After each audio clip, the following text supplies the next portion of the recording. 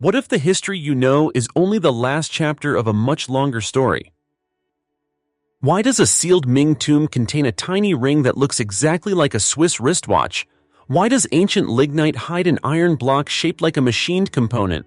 Why do temple walls in Egypt show forms that look like glass bulbs glowing without fire? These are real discoveries, photographed, cataloged, debated for decades. If these mysteries are genuine, then what is missing? The artifacts themselves, or the part of our knowledge that should make sense of them? Official history likes clear timelines. Stone tools belong to prehistory, bronze belongs to early kingdoms, iron belongs to empires. Precision instruments and complex engineering belong to the last few centuries. It is a clean staircase, each step following the one before it. The problem is that the ground rarely cooperates with this neat story. In excavation reports, museum archives, and old field notes, there are objects that do not sit comfortably on any step. A ring that resembles a modern watch appears in a sealed burial from the Ming Dynasty. A block of iron with sharp geometry turns up inside lignite thought to be millions of years old. A crystal lens emerges from an Assyrian palace centuries before optics is supposed to exist. Temple walls in Egypt preserve images that look disturbingly like glass bulbs and cables in spaces where open flame should have blackened every ceiling. None of these finds are secret. They have been photographed, measured, cataloged, published, doubted, and defended. What makes them controversial is not their existence but their implications. If they are taken at face value, they seem to suggest that people in the past either understood more than they are credited for, or that the path of knowledge has not been a simple, uninterrupted climb. Mainstream archaeology responds with caution. It prefers explanations rooted in context, contamination, misidentification, symbolic art, lost local practices, gaps in documentation. That caution is necessary. The past has been abused often enough by fantasies and conspiracy theories, but caution has a cost. When every anomaly is flattened into coincidence, the map of human history becomes tidy at the expense of its most provocative details. The 10 discoveries that follow sit precisely in this uncomfortable space. They do not prove lost super-civilizations or time travelers. They do, however, force a series of questions. How much sophisticated thinking can exist without leaving behind textbooks? How many techniques can rise to local brilliance and then disappear because no one bothered to copy them? And how many times have later generations looked at an object that does not fit and quietly placed it in a drawer instead of in the narrative? This is not a story about magic. It is a story about evidence that lingers and explanations that hesitate, and it begins with something so small that in any other context, it would have been dismissed as a trinket. Here, it becomes the first crack in a very old wall. 1. Swiss watch ring, a modern form in a Ming Dynasty tomb. In 2012, archaeologists working in China opened a burial identified as belonging to the Ming Dynasty. The tomb was described as sealed, with no visible signs of disturbance. In archaeological terms, this matters. A sealed context is supposed to protect time. Objects found inside are assumed to belong to the moment the tomb was closed. During the careful removal of soil near the remains, a small metallic object was uncovered. At first glance, it appeared unremarkable, something like a ring. But as the dirt was brushed away, its shape became unmistakable. The object had a circular dial, 2 tiny hands, and a protruding crown on the side. It looked, in every essential detail, like a miniature wristwatch. On the face of the object was an engraving, the word Swiss. The hands were frozen at a precise time, 10:06. The difficulty is not visual resemblance alone, it is chronology. The Ming Dynasty ended in 1644. Swiss wristwatches, as recognizable consumer objects, did not exist until centuries later. Even the idea of Switzerland as a center of watchmaking belongs firmly to the modern era. A watch-like object inside a Ming tomb does not simply raise an eyebrow, it challenges the assumption that form always follows historical sequence. 2 explanations are usually offered. The first is contamination. Perhaps the object was dropped during excavation or slipped into the soil during earlier activity at the site. This explanation is common in archaeology and often correct, but here it collides with the reported condition of the tomb. A sealed burial leaves little room for casual intrusion, and no modern tools or debris were reported alongside the find. The second explanation is misidentification. Maybe the object is not a watch at all, but a decorative ring whose design coincidentally resembles one. This, however, demands an unusual level of coincidence. The dial, the hands, the crown, and the engraved word all align too neatly with a modern reference point. Each feature individually might be dismissed. Together, they form a pattern that resists easy dismissal. Importantly, this object does not prove that Ming-era China possessed modern timekeeping technology. It does not prove time travel, nor does it confirm advanced lost science. What it does prove is narrower and more unsettling. Context is fragile. When an object appears where it should not, archaeology is forced into a defensive posture, explaining why it must be wrong rather than exploring why it exists. The Swiss watch ring remains unresolved. It sits in photographs and reports as a small anomaly with outsized implications. And it serves as a reminder that history is not only written by what fits, but also by what scholars decide to set aside when something does not. 2. Salzburg Cube, Wolfsegg Iron, a mechanical shape in ancient coal. In 1885, near the Austrian town of Wolfsegg am Hausruck, a coal worker split open a block of lignite during routine mining. Lignite is a form of brown coal, formed under geological conditions that predate human industry by an immense margin. Inside that block, embedded within the coal itself, was an object that immediately stood out. It was a compact piece of metal, roughly cuboid in shape. Its surfaces were flat, its edges were sharp. Around its middle ran a clean, continuous groove, as if the object had once been designed to fit into another component. Nothing about it looked accidental. Nothing about it looked geological. The object became known as the Salzburg Cube or the Wolfsegg Iron. When examined, the metal was found to be primarily iron, unusually pure, lacking the irregular composition typical of natural iron nodules. This raised an obvious problem. If the surrounding lignite truly formed millions of years ago, then how could a seemingly manufactured iron object be sealed inside it? Several explanations were proposed. One suggestion was that the cube was a meteorite fragment. This idea was eventually abandoned. Meteorites typically contain nickel and show irregular melted surfaces from atmospheric entry. The Salzburg Cube showed neither. Its geometry was precise, and its groove appeared intentional rather than the product of impact or erosion. Another explanation argued that the object had fallen into a crack in the coal long after the lignite formed, but this too raised difficulties. The mineralization on the cube's surface matched that of the surrounding coal, implying prolonged contact under pressure, not a recent intrusion. For the crack theory to work, multiple geological coincidences would need to align perfectly. What makes the Salzburg Cube unsettling is not just its age problem, but its form. Natural processes produce randomness. Even when symmetry appears in crystals, it follows recognizable patterns. The cube's proportions, angles, and central groove resemble something functional, a spacer, a weight, a component, more than a mineral curiosity.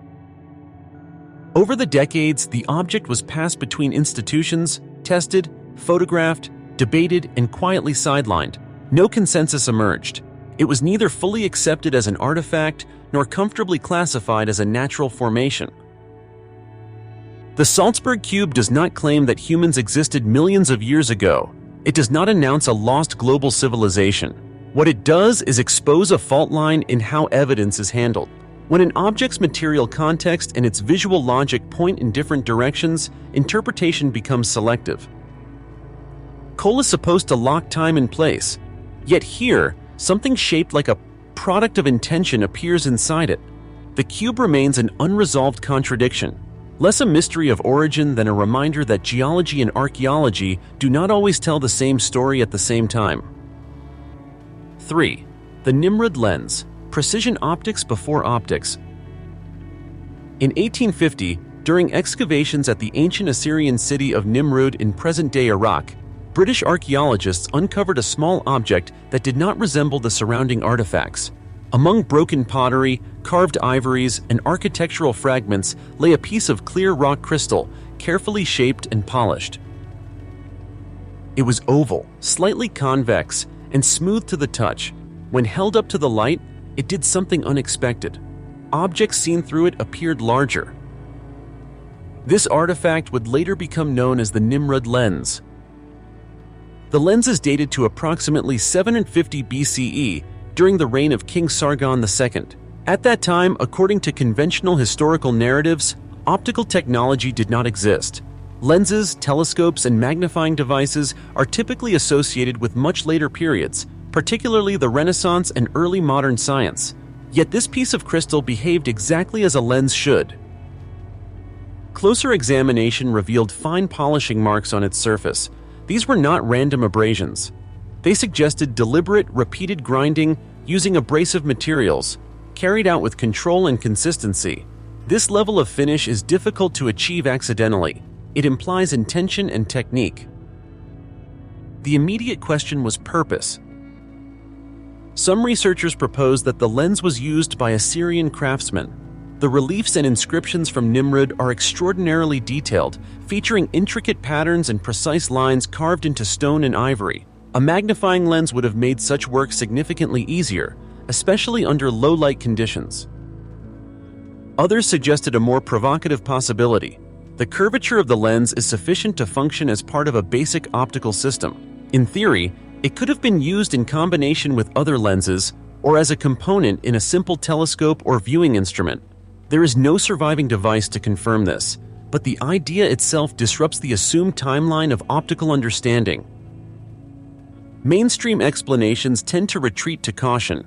The lens may have been decorative, it may have been a novelty, or it may have served a limited, practical role without implying broader optical science. These explanations are reasonable. But they concede an important point. Someone, nearly 2,700 years ago, knew how to shape crystal in a way that manipulated light predictably. That knowledge did not come from nowhere. It required experimentation, observation, and transmission. Yet no manuals survive. No diagrams explain the process. The craft appears briefly in the archaeological record and then vanishes. The Nimrud lens does not rewrite the history of science, but it introduces a pause in the story. A moment where precision appears earlier than expected, then fades without explanation. It suggests that technological understanding does not always move forward in a straight line. Sometimes it emerges quietly, serves a purpose, and disappears, leaving behind a single piece of crystal to remind us that absence of evidence is not evidence of absence. 4. The Dendera Light. Images of illumination without fire. Deep beneath the Temple of Hathor at Dendera in Egypt lies a series of underground chambers rarely visited by sunlight. Their ceilings are low, their corridors narrow, and their walls densely carved with reliefs that date to the late Ptolemaic period. These spaces were not meant for public display. They were sealed, hidden, and difficult to access. On several walls within these chambers, a peculiar scene appears again and again. A large elongated object dominates the relief. It is bulbous at one end, tapering at the other, and enclosed by a boundary that resembles glass. Inside the shape runs a sinuous form, often interpreted as a serpent. From the base of the object extends a line that connects to a rectangular box. To modernize, the resemblance is striking: a bulb, a cable, and a power source. This imagery has become known as the Dendera light. The controversy does not arise from the carvings alone, but from their environment. The underground chambers show no visible traces of soot, smoke, or burn marks. If oil lamps or torches had been used extensively, especially over long periods, residue would be expected on ceilings and walls. Yet the stone surfaces remain remarkably clean. This absence has fueled speculation. If fire was not the primary source of light, how were these chambers illuminated during carving and ritual use? Mainstream Egyptology offers a symbolic explanation. According to this view, the reliefs depict mythological scenes. The god Harsamtus emerging as a serpent from a lotus flower, representing creation, renewal, and divine energy. The cable is not a wire, but a stylized connection between concepts. The box is not a power source, but a symbolic pillar or shrine.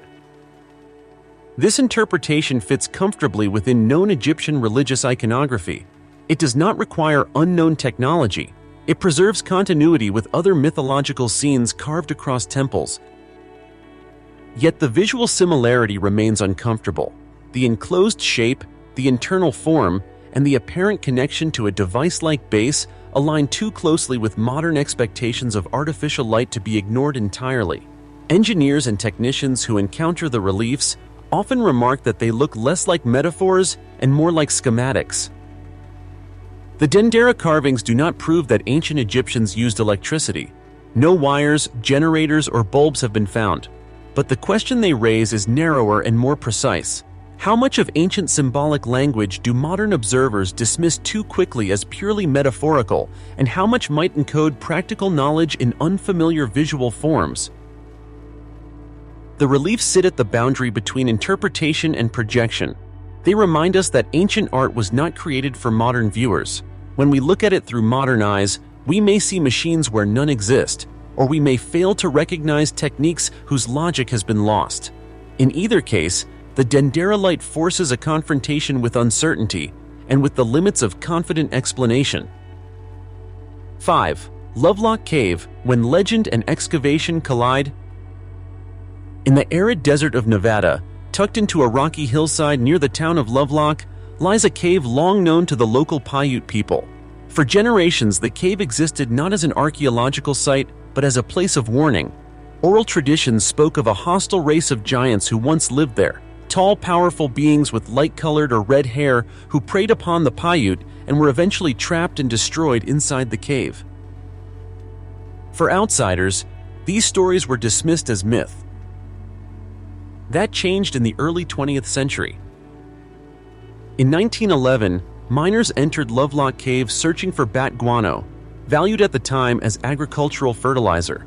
As they dug deeper, they uncovered layers of ancient deposits.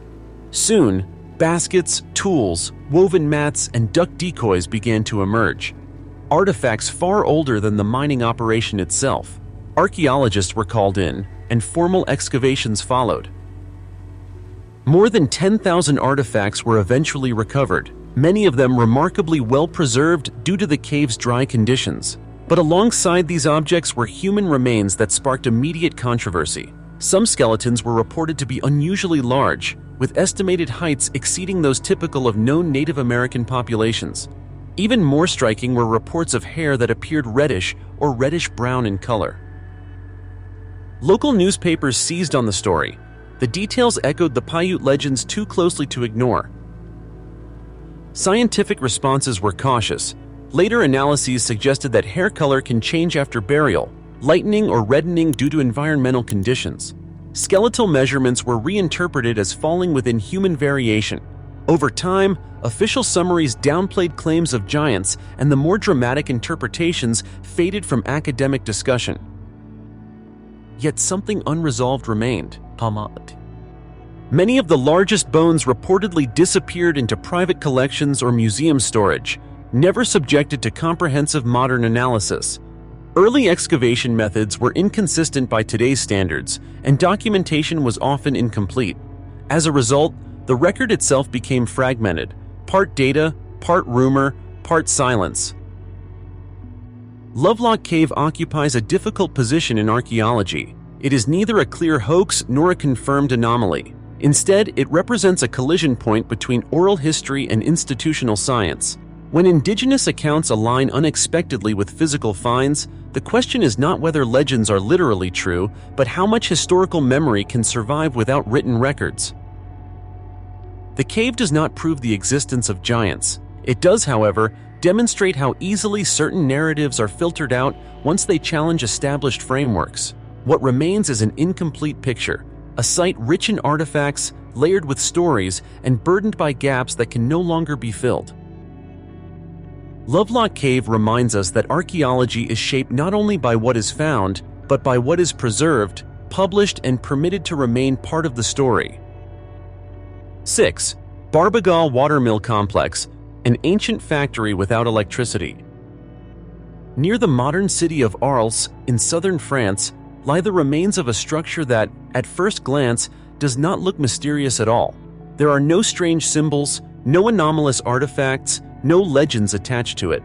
And yet, in terms of engineering and organization, it may be one of the most revealing sights of the ancient world. This is the Barbagal watermill complex. Built during the Roman period, likely in the 2nd century CE, Barbagal consisted of 16 water wheels arranged in 2 parallel rows cascading down a hillside. Water was fed from an aqueduct at the top, then passed from one wheel to the next in sequence. Each wheel powered a millstone, grinding grain continuously as long as water flowed. Shawl. In modern terms, this was not a single machine, it was a system. The layout reveals intentional design on an industrial scale. The mills were standardized. The flow of water was carefully regulated. The entire complex functioned as a coordinated unit, capable of producing large quantities of flour, enough to supply tens of thousands of people. This was not an experimental installation or a local curiosity. It was infrastructure. What makes Barbagal remarkable is not that the Romans used water power. That fact is well known. What is remarkable is the concentration and integration of power generation. 16 wheels operating together, arranged for efficiency rather than simplicity, reflects a mindset closer to modern factory planning than to small-scale ancient craft. There was no electricity, no steel gears, no automation in the modern sense, and yet the logic is unmistakable. Energy was captured, distributed, and converted into mechanical work through a repeatable process. Output was predictable. Maintenance would have been routine. Downtime could be managed by isolating individual components. This challenges a common assumption about ancient technology, that it was clever but limited, impressive in isolation but lacking systemic thinking. Barbagal demonstrates the opposite. It shows that ancient engineers were capable of designing complex production environments when social and economic conditions demanded it. Why then did such systems not become more widespread? One answer lies in economics. The Roman world relied heavily on slave labor, reducing the incentive to mechanize beyond certain thresholds. Another lies in fragility. Large systems require stable administration, maintenance, and peace. When those conditions collapse, so does the infrastructure.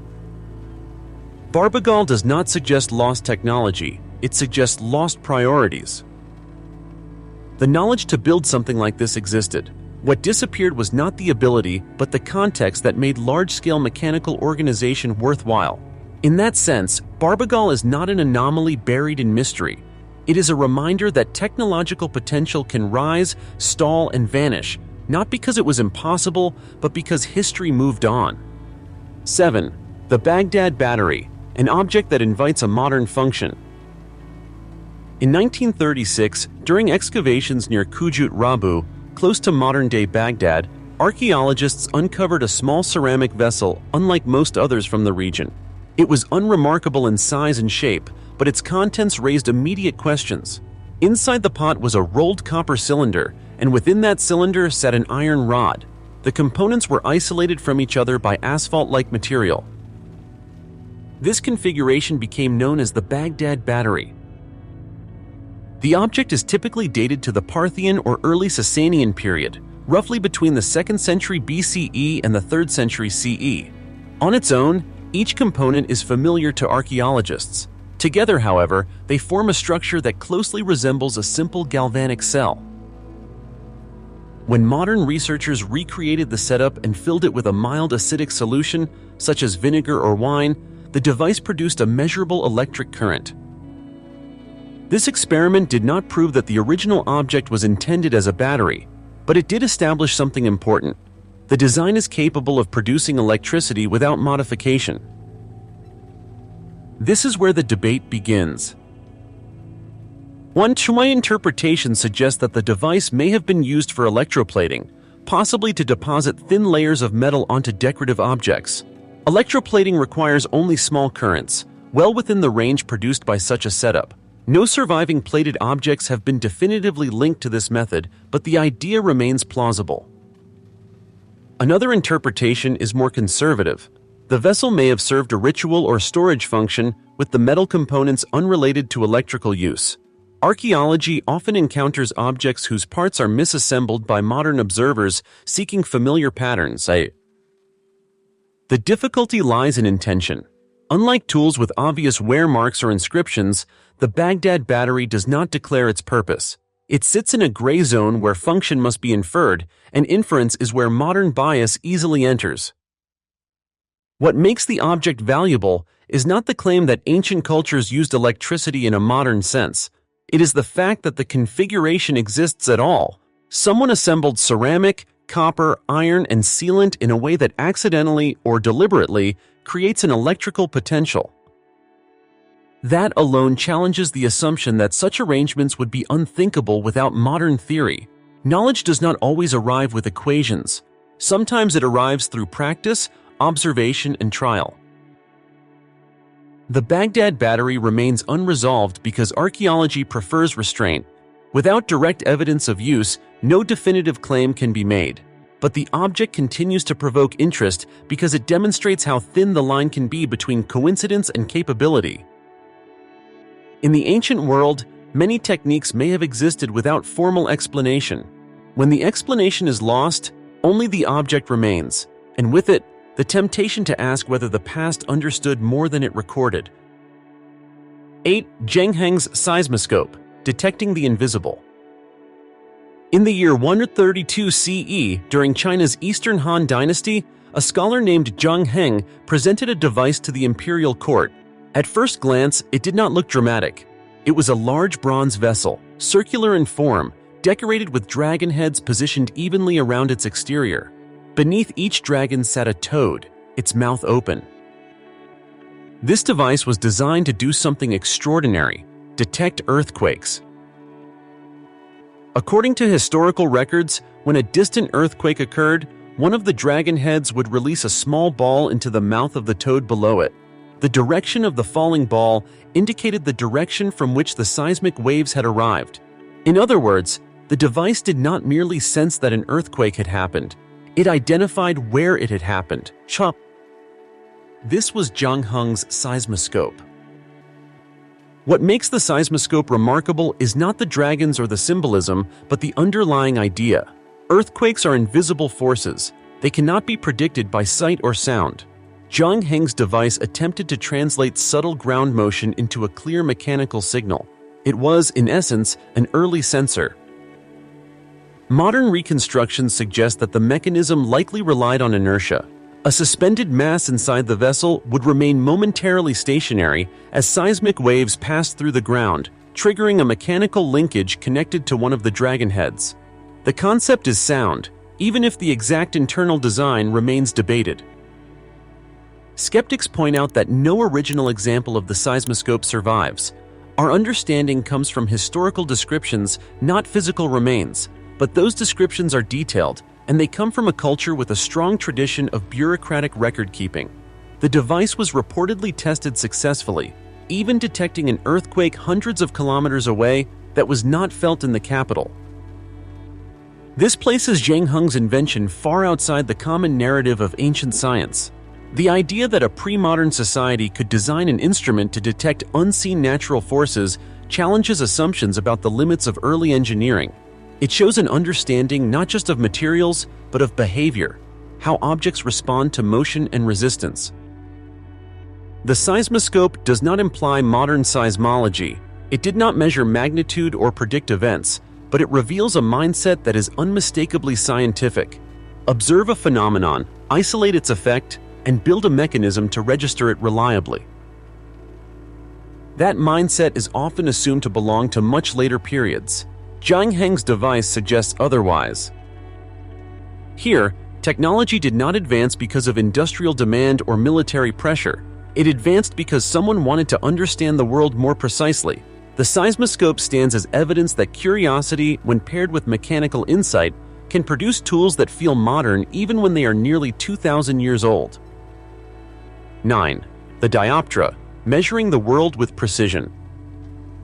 Long before modern surveying instruments existed, ancient engineers faced a fundamental problem: how to measure space accurately. Roads had to remain level. Aqueducts had to maintain a precise gradient over long distances. Cities had to be planned with geometry, not guesswork. To solve this, the Greek and Roman world developed an instrument known as the dioptra. The dioptra appears in texts as early as the 3rd century BCE and is described in detail by later engineers, including Hero of Alexandria. At its core, it was a precision measuring device. It allowed the user to sight along fixed axes, measure angles, establish straight lines, and calculate elevation differences. In principle, it performs functions strikingly similar to those of a modern theodolite. The instrument consisted of a mounted viewing tube or aligned sights, often placed on a rotating platform. Adjustments could be made with fine control, enabling repeated, consistent measurements. Some versions incorporated graduated scales, while others relied on calibrated alignment and leveling techniques. This was not an improvised tool. It was designed for accuracy. The existence of the dioptra explains something often overlooked. Large-scale ancient construction did not succeed through intuition alone. Roman aqueducts, for example, maintained gradients of only a few centimeters per kilometer over vast distances. Such precision is impossible without reliable instruments and a culture of measurement. What makes the dioptra feel modern is not its materials, but its philosophy. Measurement becomes an abstract process. Space is no longer estimated by eye, it is quantified. Angles, distances, and slopes are translated into numbers that can be checked, corrected, and replicated. This shift marks a critical moment in technological thinking. No single dioptra has survived intact. Like many tools, it was likely dismantled, recycled, or lost. But its descriptions persist, embedded in engineering texts rather than myths or legends. This matters. It shows that precision instrumentation was not an accident or an isolated curiosity. It was part of a professional tradition. The dioptra does not suggest forgotten super technology. It suggests something subtler, that the foundations of modern engineering, standardization, repeatability, and accuracy were already understood in principle. What changed over time was not the idea of measurement, but the scale at which it was applied and preserved.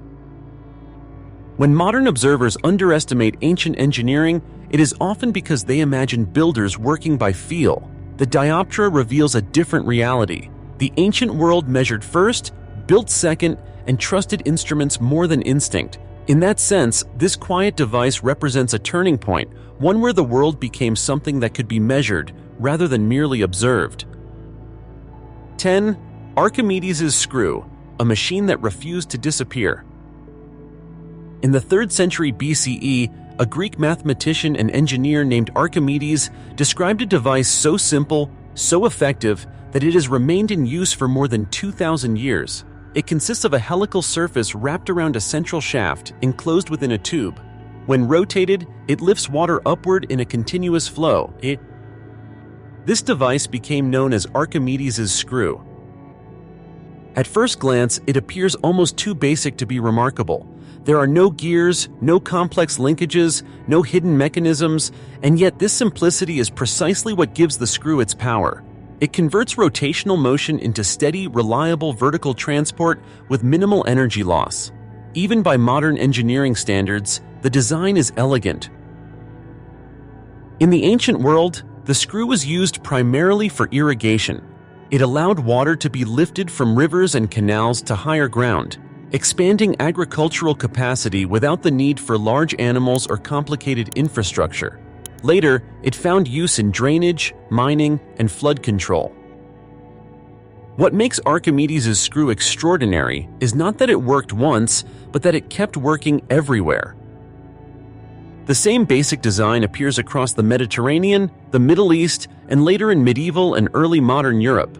Materials changed, power sources changed, human labor was replaced by animals, then by motors, but the core geometry did not.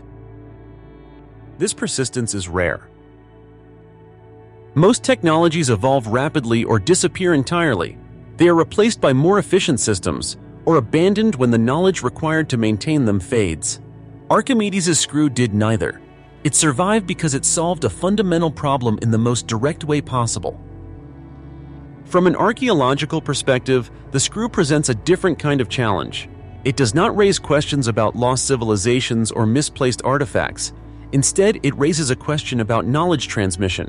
Why did this design survive when so many others vanished?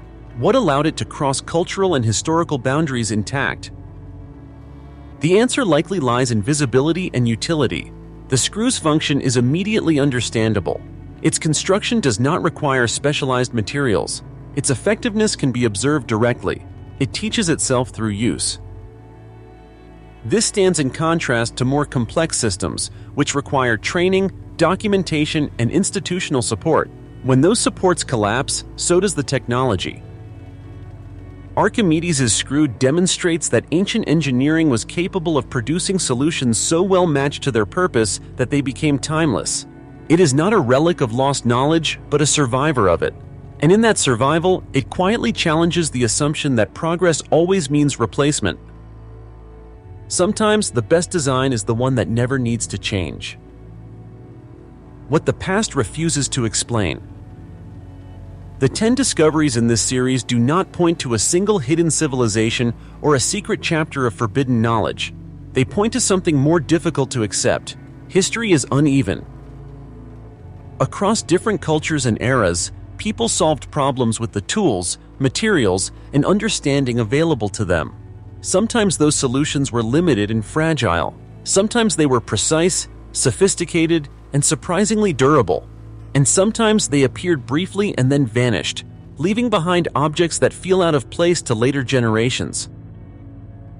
What connects these discoveries is not mystery for its own sake, but context. A watch-shaped ring matters because it appears in a sealed tomb. A metal cube matters because it sits inside ancient coal. A lens matters because it shows deliberate optical shaping long before optics became a field. A factory matters because it shows industrial thinking without industry. A screw matters because it endured when so much else was lost. In each case, the question is not whether the past was secretly modern. It is whether modern narratives are flexible enough to account for variation, loss, and discontinuity. Knowledge does not move forward in a straight line. It branches, stalls, concentrates, and sometimes collapses. When that happens, what survives is not always what was most advanced, but what was most resilient. Archaeology does not lack evidence, it lacks certainty. And perhaps that is the most honest conclusion available. The past does not owe us clarity. It leaves fragments, objects, systems, and ideas that force us to choose between comfort and curiosity, between closing the case or admitting that some questions remain open. In the end, these discoveries do not demand belief, they demand attention. Because history is not only what we understand, it is also what refuses to be neatly explained.